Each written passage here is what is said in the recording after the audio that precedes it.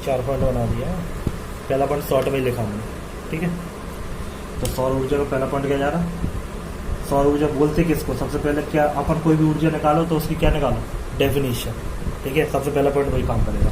तो पहला वही पॉइंट लिखा डेफिनेशन। क्या सौर ऊर्जा बोलते किसको, सौर माने क्या होता है, सूरज से मिलने वाली, है ना। तो सौर ऊर्जा किसको बोलोगे, सूरज से प्राप्त जो ताप होता है, जो धूप मिलती है, सूरज से प्राप्त जो ताप है या धूप है, उससे जो क्या मिलती है, उससे जो ऊर्जा मिलती है उसको क्या बोलते हैं, सौर ऊर्जा कहते हैं। हमने यहाँ पे क्या लिख दिया, शॉर्ट में लिख दिया, दिख रहा होगा, ठीक है। तो ये चीज़ याद रखना बस, तुम्हें अपने डिटेल में लिख देना उसको, ठीक है। कि सूर्य से प्राप्त ताप से जो ऊर्जा मिलती है, उस ऊर्जा को क्या बोलते हैं, सौर ऊर्जा बोलते हैं, ठीक है। पहला पॉइंट। दूसरा पॉइंट क्या बनना है कि अब उसका प्रयोग कैसे करेंगे अपन ऊर्जा में, ठीक है। तो उसका प्रयोग कैसे करेंगे, पहला पॉइंट ये लिख देना, क्या, धूप ही बोलते हैं, सीधी बात है। धूप का प्रयोग कैसे करते हैं हम, पहले तो सीधा भी किया जाता है, ठीक है। एक तरीका क्या है, सीधा किया जाता प्रयोग। अब ये सोच के देखना कि कौन कौन सी जगह पे सीधा प्रयोग हो रहा है, बहुत जगह पे होता भी दिखेगा, ठीक है। सीधा याद रखना, पॉइंट भी सीधा ही याद रखना, क्या कि धूप का प्रयोग कहाँ हो रहा है, सीधा किया जाता है, सीधा किया जाता है। नेक्स्ट जा रहा है, एक तो सीधा किया जा रहा है मतलब जैसे धूप मिल रही है वैसे ही कर दो प्रयोग, ठीक है। कुछ नहीं चेंज कर रहा, एक चेंज करके कर रहे हैं। चेंज क्या करोगे, क्या चेंज करोगे, उसको बिजली में बदल कर, विद्युत माने बिजली में बदल दो, उसको क्या बदल दो, बिजली में बदल दो, फिर उसका प्रयोग कर लो, ठीक है। एक ये हो गया। इसका मतलब क्या हो रहा है, सीधा धूप का प्रयोग कर लो, जो उसकी ताप है गर्मी उससे करना प्रयोग, ठीक है। एक प्रयोग कैसा है, उसको किस में बदल दो, बिजली में बदल दो, लाइट में बदल दो और कर दो प्रयोग, ठीक है। अगला क्या है, और कहाँ पे प्रयोग होता है धूप का, सोलर कुकर में होता है।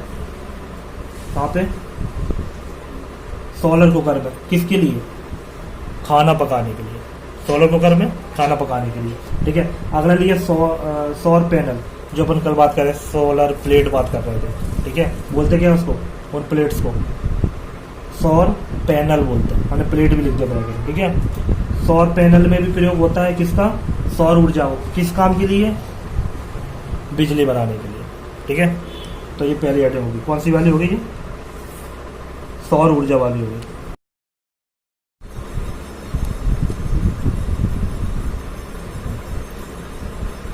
दूसरा नंबर के लिए पवन ऊर्जा। तुमने क्या बोला, सबसे पहले क्या लेके चलना है हमें, डेफिनेशन, ठीक है, उसका अर्थ क्या होता है। तो इसका भी अर्थ पे पहुंचते हैं। तो पहला पॉइंट वही लिया हमने, पवन ऊर्जा मतलब, पवन माने क्या, हवा। तो हवा की गति से जो ऊर्जा प्राप्त होती है, किससे, हवा की गति, मतलब हवा चल रही है उसकी गति से जो ऊर्जा मिलेगी हमें, जो ऊर्जा मिलेगी उसी को हम क्या बोल रहे हैं, पवन ऊर्जा बोल रहे हैं, ठीक है। जब लिखोगे ना पेपर तो ऐसे ही लिखना पड़ेगा, क्या कि हवा की गति से प्राप्त ऊर्जा को पवन ऊर्जा कहते हैं, ठीक है, पहला पॉइंट। दूसरा पॉइंट आ रहा है कि इसका प्रयोग कहाँ कर रहे हैं, ठीक है। तो प्रयोग कहाँ कर रहे हैं, पवन की गति का उपयोग कहाँ कर रहे हैं, ये दो याद रख लेना,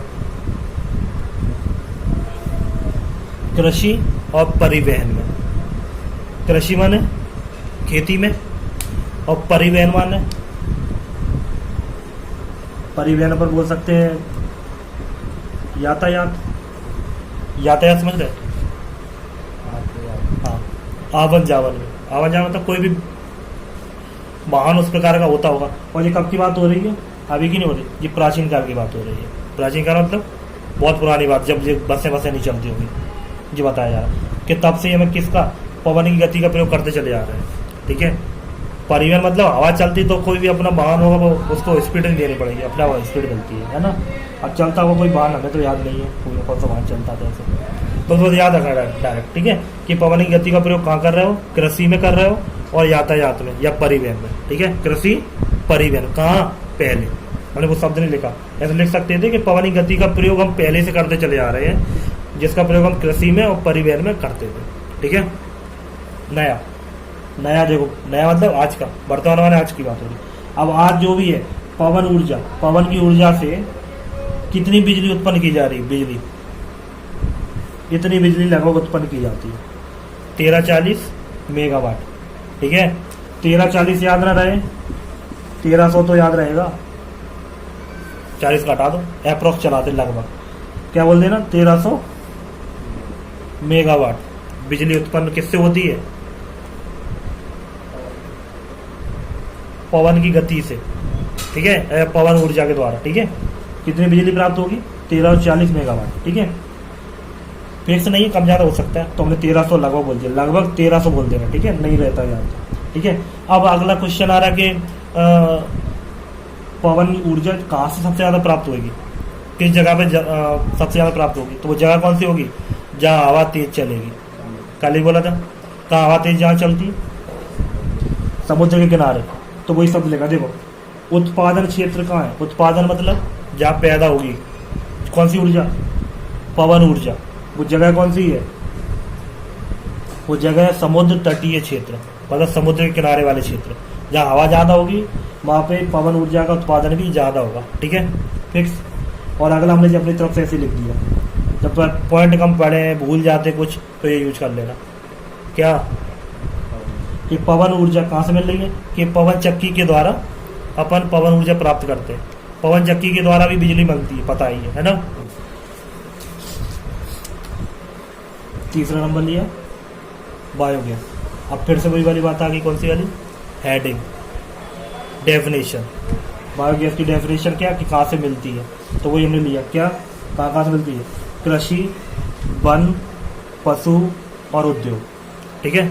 अगर चारों याद नहीं आते, 2-3 याद रख लेना, उद्योग, पशु और कृषि ले सकते, वन छोड़ सकते, क्योंकि कृषि और वन एक ही जैसे होते हैं, पेड़ पौधों से संबंधित, है ना। तो किससे? कृषि, वन, पशु और उद्योग। जब ये क्या हो जाते हैं? वो हो जाते, क्या कहते हैं, इनके जो अवशिष्ट पदार्थ होते हैं, अवशिष्ट बोले तो बेकार, ठीक है, कोई काम के नहीं बचे, उन पदार्थों से जो ऊर्जा प्राप्त होती है, ठीक है। अवशिष्ट माने जो बेकार के पदार्थ है, उसका जो भी व्यर्थ की चीज है, मतलब कोई काम की नहीं है। पशु में क्या व्यर्थ का होगा? जो पशु जो जानवर मर चुका होगा, ठीक है, तो वो कोई काम का है क्या? है ना। तो वो क्या हो गया? अवशिष्ट पदार्थ हो गए, बेकार के हो गए। तो उनसे जो हमें ऊर्जा मिलेगी ना, उस ऊर्जा को हम क्या बोलेंगे? बायोगैस बोलते हैं, ठीक है। इतनी बात आई, जो हुई डेफिनेशन, या लिख भी दोगे आगे, से प्राप्त ऊर्जा बायोगैस कहलाती है, ठीक है। अगला पॉइंट आया कि बायोगैस से ऊर्जा किस रूप में मिलती है? तो 2 रूपों में मिलती है। एक, बायोगैस से ऊर्जा किस रूप में मिलेगी? गैस में। एक किस रूप में मिलेगी? विद्युत, मतलब बिजली के रूप में। 2 प्रकार से मिलती है, एक गैस में, एक बिजली में, विद्युत में, ठीक है। इतना हुआ। अगले में पहुंचे कि गैस जो है वो कहाँ से मिलेगी? अलग अलग चीजें होगी, ये 4 प्रकार की चीजें लिख दी हमने, ठीक है। किसी से गैस मिल रही होगी, किसी से विद्युत बन रही होगी, ऐसा होगा ना, ठीक है। तो जो गैस है, गैस का उत्पादन किससे होगा? गोबर वगैरह से, ठीक है, वो यहाँ पे लिख दिया। गैस वगैरह, जो गैस है, गैस का उत्पादन कैसे होगा? गोबर आदि से, ठीक है। और गोबर आदि से कैसे होगा, क्या प्रोसेस होगी, वो प्रोसेस हमने लिखी अगली लाइन में। क्या लिखा? कि जब जो गोबर आदि है, इनको क्या करें? सड़ाएंगे। सड़ाएंगे तो एक जगह पर डाल दो, सड़ता रहने दो, जब भयंकर बदबू आने लगे, ऐसा कुछ होता है। उसके बाद जाके उसमें से कौन सी गैस बनेगी?